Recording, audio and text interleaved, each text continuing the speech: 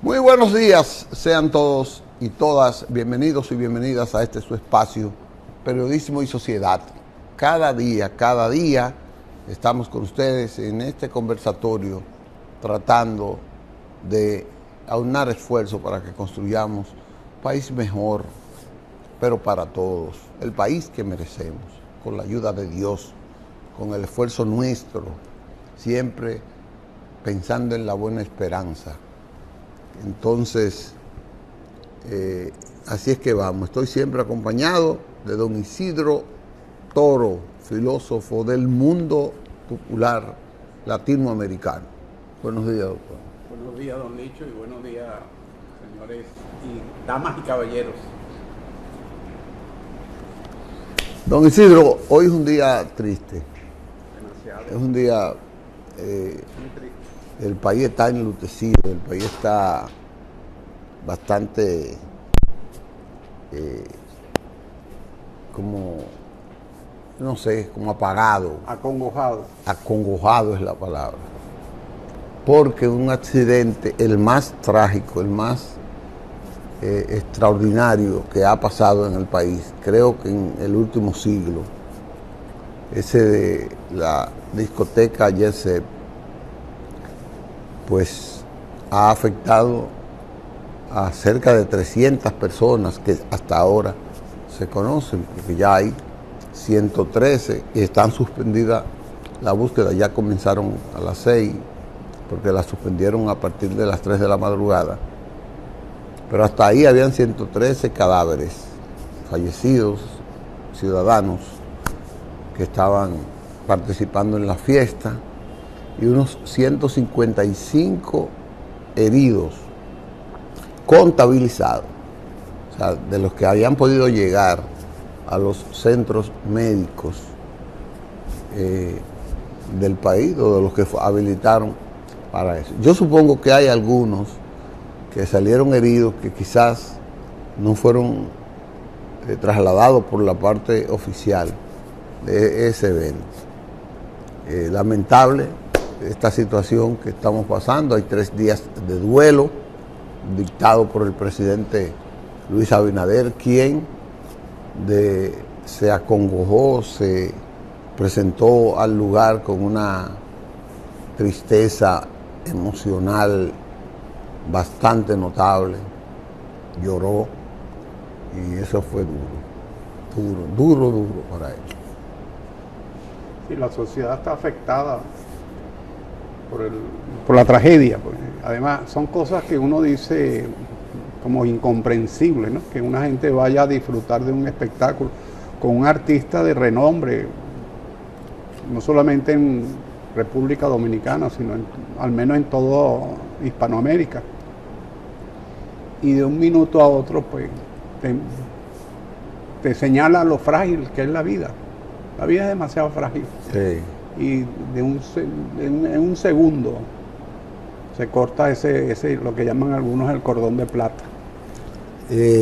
Bueno, y gracias a Dios, siempre hay que resaltar, las autoridades hicieron un excelente trabajo, una presencia rápida, gracias, oiga esto, porque siempre es bueno tener a alguien en el gobierno.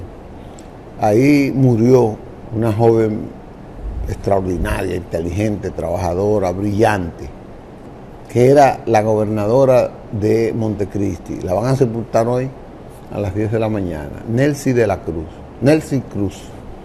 Nelcy, hermana del beisbolista Nelson Cruz, hija de un extraordinario ciudadano de Montecristi, un PRDista peñagomista, don Nelson Ramón, y ella atinó con una losa encima de su cuerpo, atinó a decirle a una persona: pásame el teléfono mío, míralo ahí, márcame al presidente, 5 minutos después de caerse el techo. Y llamó al presidente a las 12:49. El techo se cayó a las 12:45.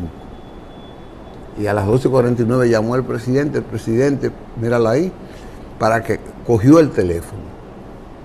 Y esa muchacha dio la voz de alerta, y en menos de 5 minutos estaba la seguridad todos los organismos de socorro encima del IEC, gracias a esa llamada. Si quizás ella no llama, pasa una hora, quizás unas 2 horas, y no llegan los organismos de socorro. Pero qué bueno, llegaron y se han pasado. Ahí hay gente que no ha dormido. Se pasaron el día de ayer y el día de hoy. Mira qué preciosa Nelcy. Era mi amiga. Da pena, pero entonces ella ayudó bastante a salvar eso. Y bueno, así varias personas, 2 peloteros, Octavio Dotel, Tony Blanco y muchos famosos. Martín Polanco, un diseñador exclusivo de la República Dominicana con establecimientos en el mundo, en varios países, en España, en Estados Unidos, en Venezuela tenía y aquí. Pues murió él también. Bueno, ahí está Martín. Eso es un gran amigo. Un gran amigo también. Gracias, Manuel, gracias. Entonces, esa tragedia es muy dura para eso. Vamos a ver a Ruby Pérez, que todavía anoche a las 12 de la noche no habían dado con el cadáver de él, pero hoy escuché a Juan Manuel Méndez decir que sí, que ya lo identificaron, la familia lo identificó y tengo entendido que se lo entregaron ya. Ruby Pérez es la figura más popular de esos. Él estaba amenizando la fiesta ahí. Y quiero, Manuel, preséntame la entrada de él, ahí como para que veamos y comentemos esa parte de Ruby y cómo estaba el techo.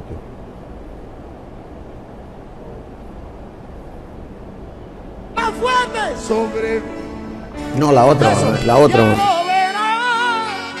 Para olvidarte.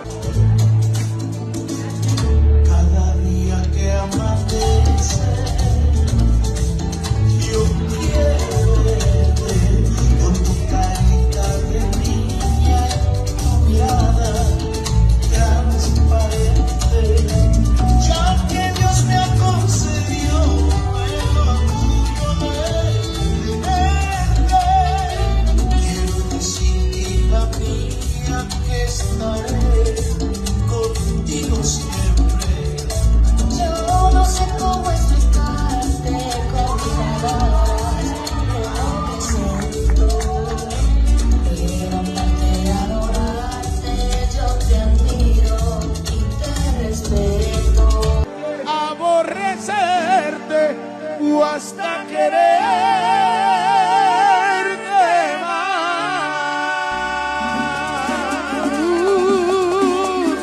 Fue un privilegio tu amor, y es que por más que te quise, nunca sabrás cómo hice para merecérmelo. Y hoy al fin de una manada, tu amor ya no es nada. ¿Qué le voy a hacer?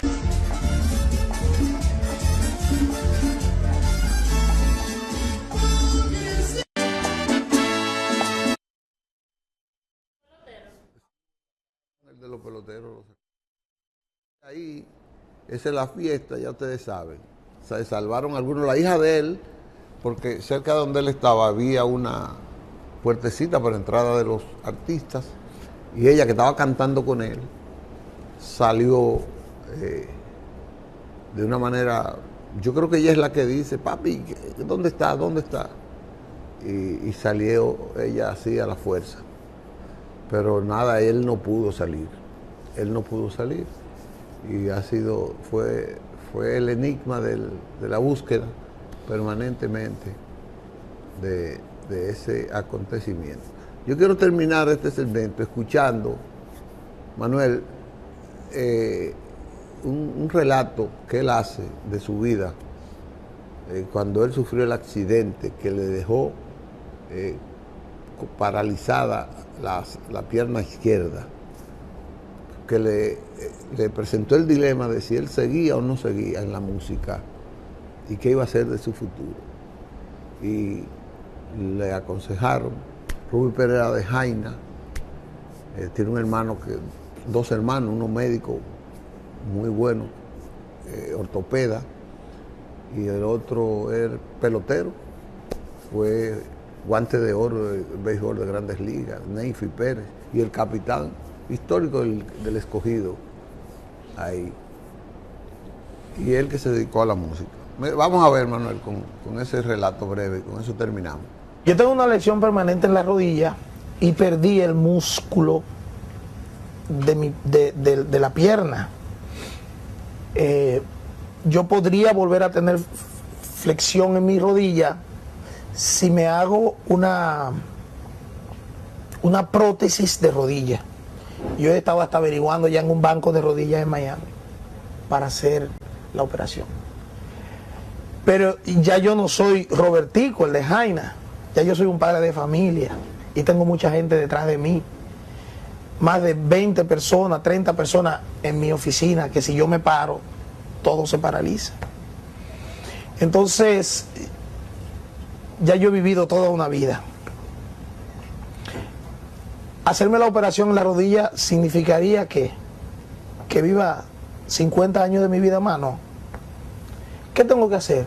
Darle más importancia a las cosas que sumarían mucho en mi vida en estos momentos. Dejar bien establecida mi familia. Yo ando en un avión para arriba y para abajo, ando en la carretera, uno nunca sabe las cosas que puede pasar. Entonces hay cosas por las que yo debo luchar más de lleno que en hacerme una operación en una rodilla. Ya yo le demostré primero a Roberto Pérez, que es mi nombre de pila, le demostré a mi familia, le demostré al mundo entero que se puede salir de abajo cuando uno tiene el deseo. Y con la rodilla sí. He estado en los lugares más increíbles del mundo. He conversado con presidentes que han querido conversar conmigo porque dicen que mi cerebro, que mi cabeza, que dentro de mí hay cosas muy positivas que ellos deben saber. Entonces eso es lo más grande. Bueno, un buen mensaje final. Sí, yo admiraba mucho a Rubí Pérez, era uno de mis cantantes favoritos. Sí. Él vivió muchos años en Venezuela. Sí, un ídolo en Venezuela. Era un ídolo en Venezuela y bueno, nada, ¿qué decir? Desearle paz, que Dios los acoja a todos en su santo seno, y desearle también que Dios interponga por la salud de los que están con vida, que están heridos, y felicitar a todos los que han participado, ponerle una gran medalla de oro a toda esa gente por el esfuerzo que ha hecho, los rescatistas, todo el que ha contribuido con eso, y estas oraciones y estas vibras en común, que siga, que eso da resultados. Vamos a una pausa, Manuel. Bien, regresamos con ustedes. Está aquí don Isidro Toro, pero yo quiero el permiso de don Isidro y el permiso de ustedes, los amigos televidentes, porque también me toca llorar. Si lloré ahorita de tristeza, ahora tengo que hacerlo de alegría, porque un día como hoy, a esta hora, yo fui padre por primera vez. Hoy cumpleaños mi primera hija, mi primogénita, mi primera princesa, y Andri Patricia Matos Fabián. Ella es lo que se llama una estrella. Miren qué preciosidad. Esa es una niña extraordinaria. Yo le mando un abrazo desde aquí con todo mi corazón, y mi abrazo de amor que le tengo siempre.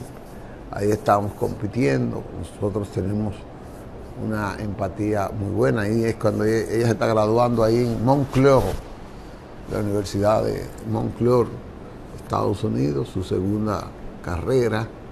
Y bueno, ahí le está diciendo todo el amor que tiene por este viejo sinvergüenza que ella adora, que yo lo adoro. Así que para Andri Patricia, yo le quiero dedicar el programa y le quiero decir nueva vez que la amo, que ella es exitosa, que tiene para mí un orgullo extraordinario. Ella representa lo mejor, que me tiene parado, como dicen, en ese aspecto, su esfuerzo, su batalladora, lucha y todo eso. No sé cuántas cosas decir de ella. Y no tengo ninguna diferencia con las otras, pero ella tiene el cariño y el contagio y tiene esa fuerza para seguir triunfando. El horizonte es casi inalcanzable para ella, es amplio, profundo, y ella va a seguir luchando por ese horizonte. Lo mejor de ella está por venir. Lo mejor está por venir. Gracias, André, por darme felicidad. Gracias por sentirme un padre orgulloso. Felicidades. Así que, Manuel, ponme esa musiquita para que las cosas caminen.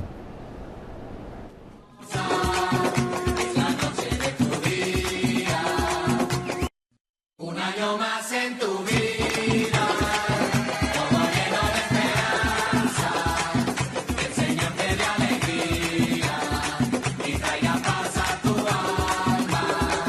Para mí siempre es lo mismo, un año menos que un año más. Por eso yo te deseo hoy en tu día felicidad. Un año más en tu vida.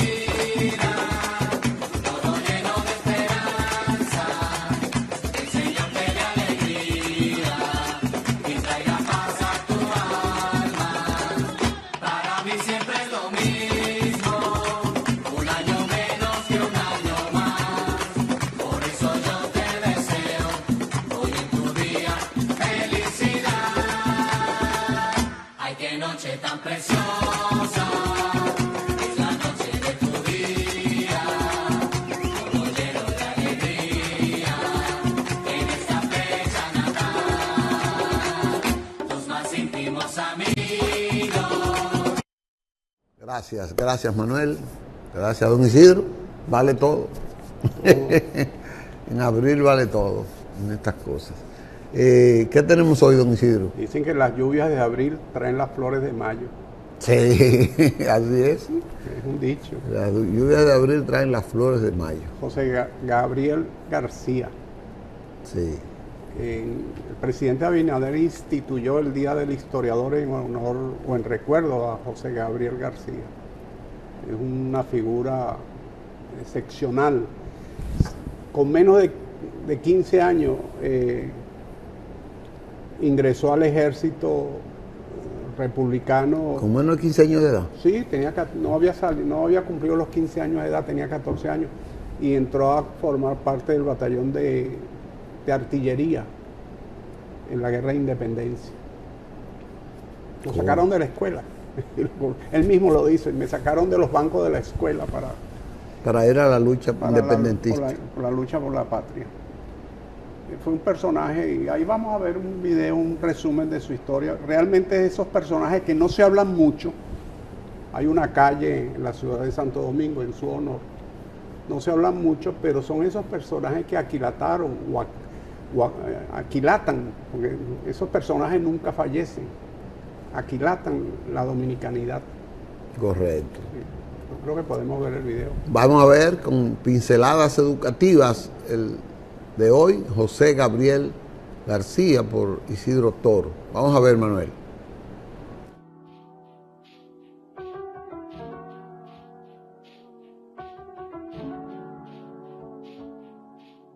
José Gabriel García, patriota, militar y padre de la historia dominicana. Saludos.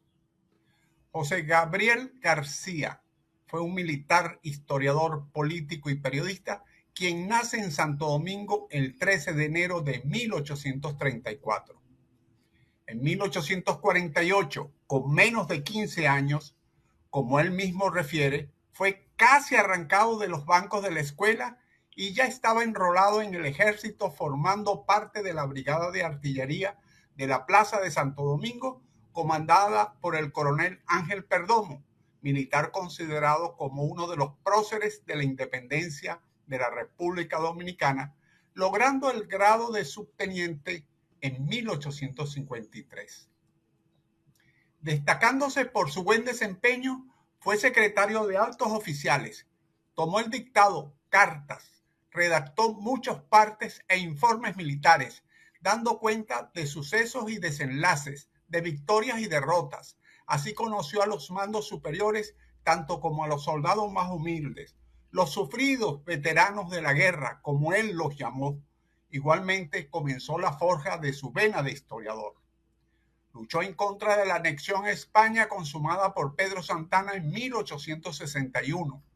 Sufrió exilio en Curazao y Venezuela y tuvo la oportunidad de conocer personalmente al padre de la patria, Juan Pablo Duarte, cuando éste se disponía en 1864 a trasladarse desde Venezuela hacia la República Dominicana para ponerse a la orden de los revolucionarios restauradores. Luchó en contra de la anexión a los Estados Unidos de América, promovida por Buenaventura Báez. En 1869, Juan Pablo Duarte le escribe una carta a nuestro personaje que es uno de sus últimos escritos y, más aún, un testamento de aliento esperanzador. De su lado, García fue el primer historiador en señalar a Duarte como el padre de la patria, pues todas sus investigaciones sobre ese periodo así lo ratificaban. En 1866, José Gabriel García y Emiliano Tejera crearon el Instituto Profesional, en sustitución de la Universidad de Santo Tomás de Aquino, la universidad más vieja de América. El Instituto Profesional fue más tarde renombrado en 1914 como Universidad de Santo Domingo, hoy Universidad Autónoma de Santo Domingo. Ejerció importantes funciones públicas, entre otras, alcalde de la ciudad de Santo Domingo, 1861, ministro de Justicia e Instrucción Pública, 1865 y 1876, presidente de la Convención Nacional, 1866-1867, secretario de Relaciones Externas, 1866-1874, presidente de la comisión que nacionalizó la península y bahía de Samaná, 1874, ministro del Ejército y la Marina durante la presidencia de Ulises Espaillat, 1876, por solo mencionar algunos. También fue plenipotenciario para la firma en 1876 del Tratado de Amistad, Comercio, Navegación y Extradición con los Estados Unidos de América. Además, fue miembro de la Junta Nacional Colombina en 1893, miembro correspondiente de la Academia Nacional de la Historia de Venezuela y miembro honorífico de la Academia Nacional de la Historia de Colombia. En 1867, José Gabriel García y Emiliano Tejera, junto con el arzobispo Fernando Arturo de Meriño, entre otros, establecieron la primera biblioteca pública de la República Dominicana en las instalaciones de la Casa del Sacramento. Las colecciones donadas que formaron esta primera biblioteca pública procedieron de la biblioteca personal del escritor Rafael María Baral, un venezolano hijo de la dominicana doña Ana Francisca Pérez. Baral, por recomendación de Ramón Matías Mella, representó a la República Dominicana al mismo tiempo que a su país, Venezuela, estando acreditado como representante diplomático de los dos estados frente al Reino de España. Misión que fue cumplida al lograr la firma del Tratado de Reconocimiento, Paz, Amistad, Comercio, Navegación y Extradición entre la República Dominicana y España en 1855. Como escritor empleó gran parte de su vida en la investigación de temas históricos. En palabras del historiador Roberto Casá, la investigación de la historia que adelantó García la realizó con el fin de contribuir a forjar el futuro de la nación al desarrollar la conciencia histórica de la juventud dominicana. Su obra cumbre fue Compendio de Historia de Santo Domingo, la cual comenzó a publicarse en su primer volumen en 1867.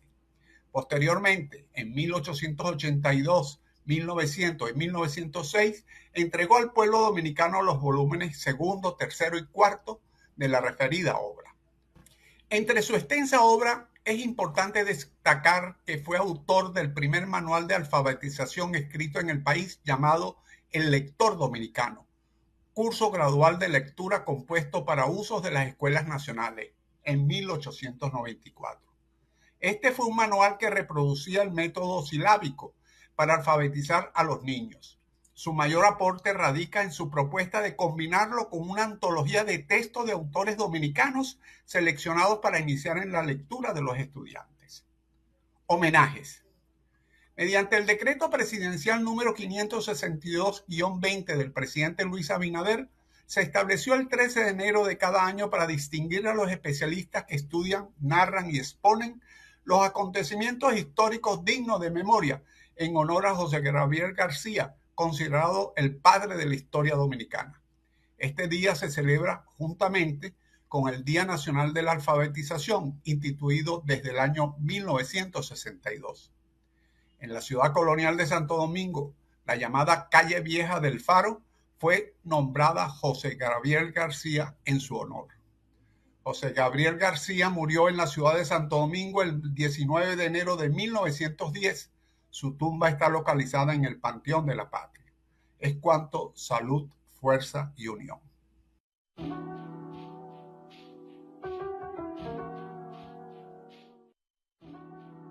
Personaje, ¿no? Qué personaje y qué grandioso el aporte que usted hace a través de esa síntesis de su vida y de su impronta. De verdad que es una tremenda lección lo que da usted con esa presentación.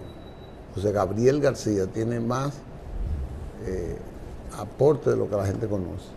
Sí. Tuvo una vida más patriota de lo que la gente conoce. Sí, dieron mucho de sí, Sí.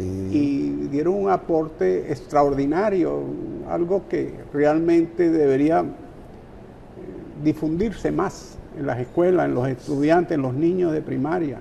Sí. Se insiste mucho en una educación científica para el trabajo, para prepararlos técnicamente, pero como decía Bolívar, moral y luces. Luces sí, toda esa educación científica, pero moral, los valores. Y los valores se aquilatan con esos ejemplos, como el de Juan Pablo Duarte, como el ejemplo de José Gabriel García, como el de Luperón, como el de muchos personajes. Muchos lo iremos viendo a lo largo de estos programas, Sí. que son los que realmente fortalecen a una sociedad. Bueno, que Dios lo bendiga. A usted también. Y felicidades por ese cosa. Manuel, vamos a una pausa, porque Isidro de verdad que se ganó una corona hoy, 9 de abril. Me gané una pausa. Una pausa se merece. Bien, regresamos nueva vez con ustedes. Don Isidro Toro, estábamos comentando algo aquí, pero no es ese tema que vamos a comentar, porque como estamos de duelo, Isidro, seguro que las actividades del Congreso, el Congreso tiene en agenda la elección de los miembros de la Cámara de Cuentas. Que Eso puede esperar para el jueves. ya tiene que esperar, porque el país no se ha caído porque no se haya aprobado. No. Además, la Cámara de Cuentas tiene creo que hasta final de mes, que tiene el periodo, ¿no? de los 4 años. Lo único que esta semana próxima es la Semana Mayor, Semana Sí, Santa. Sí. Entonces, pero lo pueden hacer el Ya jueves. es Semana Santa la próxima. La próxima semana es la semana jueves y viernes santo. Oye, qué chulo. Sí. La Semana Mayor. Oye, pero se está yendo el tiempo. No, volando. Ya abril se fue, prácticamente. Está Ya por se fue un mitad. cuatrimestre, ya dentro de nada El estamos en primer campaña. cuatrimestre del año. Dentro de nada estamos colocando el arbolito de Navidad y luego en campaña electoral. Correcto. Don Isidro, y los arancelazos de Trump, parece como que le está creando más problemas de la cuenta. Tuve una noticia buena, que Elon Musk, ¿es que se llama? Sí, De que se va del gobierno. no, ya Le lo hicieron anunció. cerca de 1000 protestas en todos los Estados Unidos, todos los estados de los Estados Unidos. Fíjese que Le hicieron unas protestas. hubo una ley que la pasaron en el Senado y la aprobó el Senado con 4 votos de senadores republicanos, una ley contra todo este tema de Trump. Claro, esa ley aparentemente va a dormir el sueño de los justos en la Cámara de Representantes, que es la Cámara de Diputados. Pero al parecer también hay grupos de diputados republicanos que también no están conformes con la Sí, política. hay legisladores de ambas cámaras Claro. que están... Porque es lo que hablábamos ayer. Nosotros estamos viendo todas esas acciones, pero esas acciones responden a una ideología. Sí, un regreso. Y esa ideología no, aunque es una ideología de conservadora, y digamos que todos los republicanos son conservadores, pero no todos los republicanos tienen el mismo grado de compromiso con el ultraconservadorismo que representa Trump. Hay ultraconservadores, hay neoconservadores y hay los que llaman neoliberales. No es lo mismo Ronald Reagan, que era republicano, que George Bush, que era republicano, que Donald Trump, que es republicano.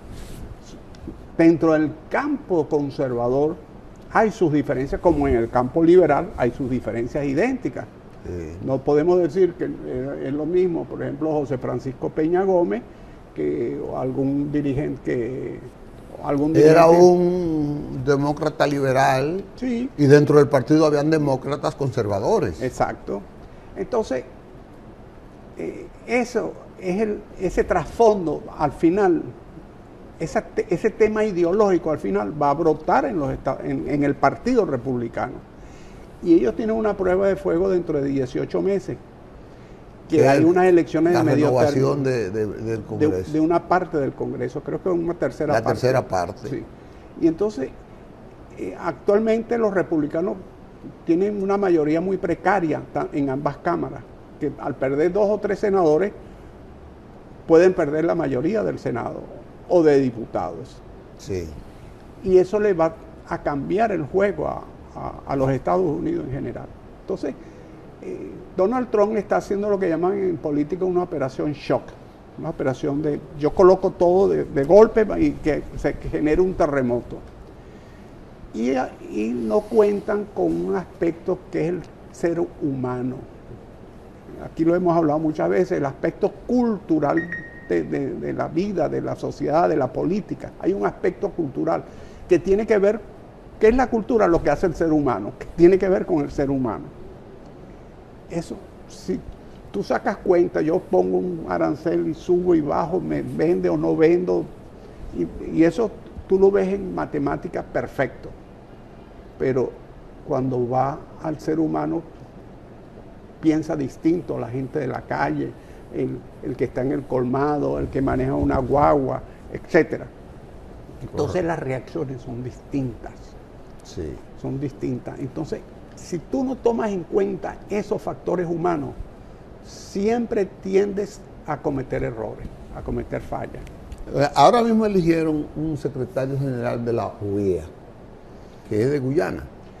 No es de Guyana, es de Surinam. De Surinam, una de las... La antigua Guayana holandesa. Guyana holandesa. Pero tuvo el apoyo, fue unanimidad. Sí, fue el único. Esto lo digo porque Torón, por donde va a lesionar muchos amigos, países pobres, comenzando con la República Dominicana. Pudiera él ir extendiendo eso a varios países con los que él no se sienta bien. Y esas son relaciones políticas que van a lacerar esa amistad entre Estados Unidos y la América Latina. Yo lo que quiero decirle a usted, pudiera Trump de seguir empujando la carreta, de seguir empujando la presión, conseguir una unidad, una rebelión de varios países de América que pudieran decirle, bueno, hasta aquí llegamos. Yo lo que creo es que los países, mire, el punto nuestro de Hispanoamérica es la anarquía. Somos anárquicos. Aquí no había, en el mundo no había un experimento más interesante de integración que el Pacto de Cartagena, que era la unidad existente económica entre Panamá, Colombia, Venezuela y Ecuador. Y Perú. Estuvo Chile, pero al llegar el régimen de Pinochet, sacaron a Chile del Pacto de Cartagena. Eso es lo más reciente. Sí, el Pacto Andino. El Pacto Andino llegó a tener un pasaporte común. Tú ibas en Caracas y te daban el pasaporte venezolano, decía Pacto Andino, sí, Venezuela, como el de la Comunidad Europea, que te dice Comunidad Europea, España, Francia, etc. No ha habido, quizás a la par de la Unión Europea, el pacto de integración más exitoso. El comercio entre Venezuela y Colombia a través del Pacto Andino era de miles de millones de dólares. Estamos hablando a finales de los años 90, sobrepasado los 6, 7 mil millones. Y había una amistad sincera, muy estrecha. Claro. Pero aparte de eso, política y comercial. Había el Pacto de los Tres. ¿Cuál era el Pacto de los Tres? México, Colombia y Venezuela, que buscaba algo similar. Estaba muy embrionario, estaba precoz, pero iba hacia ese camino, que tenía como un antecedente el Pacto de San José, que se firmó en San José de Costa Rica, que era entre México y Venezuela, para cuando la guerra árabe-israelí, que subieron los precios del petróleo, para auxiliar financieramente a los países del Caribe, de Centroamérica y del Caribe, en la adquisición de petróleo. No es que se lo regalaban, sino que le lo daban vendían a plazo. A plazo, no tenía que pagarlo. Y con un precio cómodo. Sí, no, el precio que era el mismo. No había ninguna diferencia en los precios, sino que sin intereses. Y las cuotas que pagaban luego, muchas se revertían en el país en obras. Seguro. En eso Venezuela invertía nuevamente en el país, y lo único que exigía que el 60 o el 70%, si tenían que comprar varilla, tenían que ser varilla venezolana. Cables alambres de electricidad, tenía que ser alambre venezolano. Pero sí había que importar, porque privilegiaba la producción nacional. Y si no había en Venezuela, no había nacional, podía ir a un tercer país. Pero, o sea, fueron programas exitosos de integración que se iban dando poco a poco. Fíjense, la Unión Europea todavía está en pañales. Fíjense todos los temas que tiene, y ya cuántos años tiene la Unión Europea. Y la gente dice, no, es que no sé. Es que los procesos históricos duran 100 años, 200 años. ¿Pero por qué usted cree que todos esos esfuerzos unitarios... ¿Por qué se fue al diablo? Porque llegaron temas ideológicos radicales, trasnochados de izquierda, derecha, comunismo, capitalismo, etcétera. Cuando hoy la discusión ideológica es entre autoritario y democracia. Hay autoritarios que son de izquierda, dentro de la vieja terminología, o de derecha.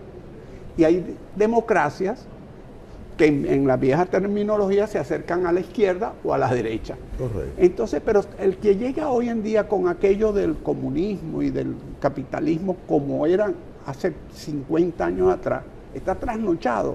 Y eso es lo que le está pasando al presidente Trump, que está trasnochado en Estados Unidos. ¿Usted cree que está trasnochado ideológicamente? Yo creo que no es que está trasnochado, es que no ha dormido. Aunque hoy no es día para reírse, ¿no? No, pero usted lo está diciendo con su jocosidad. Sí. Entonces, el punto nodal es que él está llevando a los Estados Unidos a lo que era anterior a la Gran Depresión y a lo anterior de la Segunda Guerra Mundial. Perdió Estados Unidos en términos del pueblo. El pueblo sufrió. Claro. Cuando, antes de llegar a la Segunda Guerra Mundial, los Estados Unidos era un país tendencia aislacionista.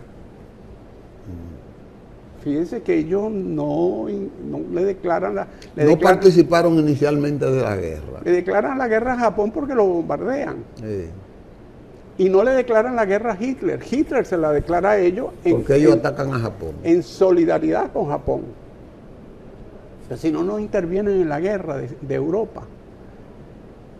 Entonces, hay una tendencia después de la Segunda Guerra Mundial que Estados Unidos fue privilegiando la tecnología, los servicios y el manejo financiero. Y a ellos no les importaba mucho, en su teoría económica, pueden tener razón o no, la deuda y todas esas cosas, porque lo estaban compensando con tecnología y servicios. Y no les ha ido mal a los Estados Unidos hasta ahora. Tienen una deuda inmensa, eso es cierto, tienen un peso, pero el manejo financiero mundial lo tienen los Estados Unidos, en un 70% al menos. O sea, ¿cómo? ¿El manejo financiero del mundo? Del mundo. El manejo financiero del mundo pasa por dos pedacitos de tierra. La City de Nueva York, de Londres, la City de Londres, que es donde están los centros financieros más antiguos del mundo, que vienen desde la Edad Media prácticamente, y en Nueva York. Todos esos sistemas SWIFT, IBAN, etcétera, que son sistemas financieros del mundo, se manejan en Nueva York y en la City de Londres.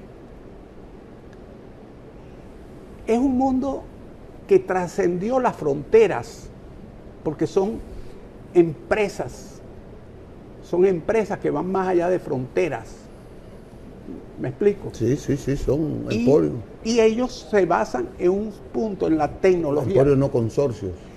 Exacto, son consorcios, son empresas, son trusts, son alianzas comerciales que van más allá de fronteras y se basan en la tecnología. Y es cierto que la China, la India, inclusive países de Iberoamérica, Brasil, por ejemplo, fabrica aviones que ya lo compran, las grandes líneas aéreas mundiales lo compran. Ahí Suecia está, sí, vendiéndole unos aviones a Colombia, lo están licitando, el avión, pero el motor es americano. Entonces, es esa mezcolanza que ha generado ese mundo post Segunda Guerra Mundial, y ese sistema Trump lo quiere quebrar para regresar al viejo sistema aislacionista norteamericano. Ese es el tema ideológico de fondo. Y para eso, con todo lo que está ocurriendo, está devaluando el dólar. Por eso es que aquí el peso se está apreciando, porque el dólar en el mundo se está devaluando. Trump está devaluando el dólar para recomprar deuda, porque en esa tesis aislacionista, ese sistema de deuda no es el que le conviene al país. En esa ideología, al devaluar el dólar, compra deuda más barata, la deuda propia se la recompra más barata, y entonces todo un sistema económico, pero es una lucha ideológica. Bueno. Y en los Estados Unidos, dentro de los sectores conservadores, hay sectores neoconservadores como lo de Bush, o neoliberales como lo de Reagan, que no están en esa tesis. Veremos qué pasa. Bueno, hay que ver qué pasa, sí, hay que ver qué pasa, pero no veo un futuro cierto para la gran población norteamericana. No, van a sufrir. Y no veo tampoco para los países cuya economía depende mucho de los Estados Unidos, tampoco veo ese futuro cierto. Nosotros tenemos que ponernos de acuerdo, Hispanoamérica. Por eso que le digo que si esto no tendería a eso, porque hay muchos países del Caribe, de América, sus economías dependen de cómo vaya Estados Unidos. ¿Desde cuándo existe el CELAC? Hace 50 años por lo menos. 50 y pico de años. La alianza, la LAC, la Alianza Latinoamericana, es de los años 60. Sí. Y no ha prosperado. Y no funciona, prácticamente están inactivas. Sí, exacto. Pero bueno, veremos. Bueno, dice Manuel que tenemos que irnos y este conversatorio va a continuar porque es necesario. Así que nos veremos mañana en otro segmento de Periodismo y Sociedad. Hasta mañana, si Dios quiere.